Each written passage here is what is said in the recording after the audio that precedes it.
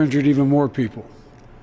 And I want to thank you to everyone at the Department of Homeland Security, the Department of Justice, including the FBI, for working non-stop to investigate this heinous act.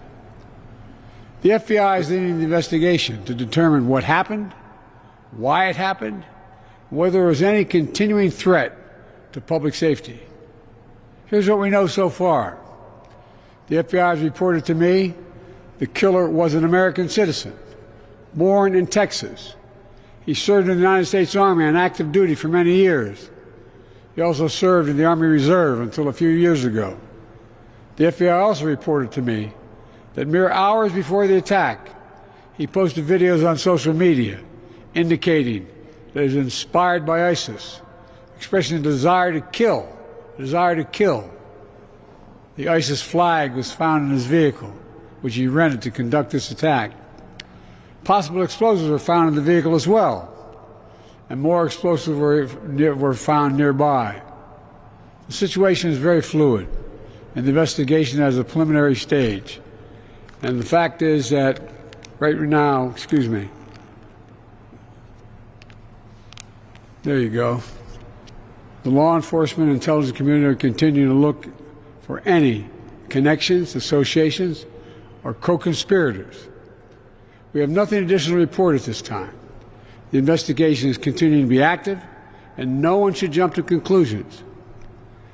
I've directed my Attorney General, the FBI Director, the Secretary of Homeland Security, the head of the National Counterterrorism Center, and the intelligence community to work on this intensively until we have a full and complete information. And once we have that information, I will share that information as soon as we can confirm it. Additionally, we're tracking the explosion of a cyber truck outside the Trump Hotel in Las Vegas. Law enforcement and the intelligence community are investigating this as well, including whether there's any possible connection with the attack in New Orleans. Thus far, there's nothing to report on that score at this time. I directed my team to make sure every resource is made available to federal, state, and local law enforcement to complete the investigation in New Orleans quickly and to make sure there's no remaining threat to the American people. And we'll support the people of New Orleans as they begin the hard work of healing. New Orleans is a place unlike any other place in the world. It's a city full of charm and joy. So many people around the world love New Orleans because of its history, its culture, and above all, its people. So I know, while this person committed a terrible assault on the city, the spirit of our New Orleans will never, never, never be defeated. It always will shine forth. We've seen that time and time again throughout its history, and I know we'll see it again in the days and weeks ahead. May God bless the people of New Orleans. May God bless our police and our first responders. May God protect our troops, and we'll keep you fully contemporaneously informed. Thank you. Have you spoken to President Trump? Are you concerned about more attacks? Have you spoken to President Trump? Investigated as a terror attack?